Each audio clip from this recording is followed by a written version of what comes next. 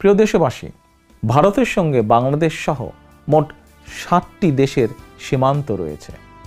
অন্য কোনো দেশের সীমান্তে গুলি করে মানুষ হত্যা করার সাহস না করলেও বাংলাদেশ সীমান্তে প্রায়শই বিএসএফের গুলিতে প্রাণ হারাচ্ছে বাংলাদেশের সাধারণ নাগরিকগণ।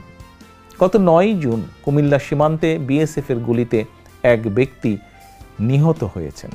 এভাবে একের পর এক লেন্দু কৃতদাস হাসিনার নতজানু পররাষ্ট্রনীতি আর তাবেদারি মানসিকতার কারণে বাংলাদেশ সীমান্তে হত্যার প্রতিবাদ করার সাহস এবং স্বাধীনতা হারিয়ে ফেলেছে।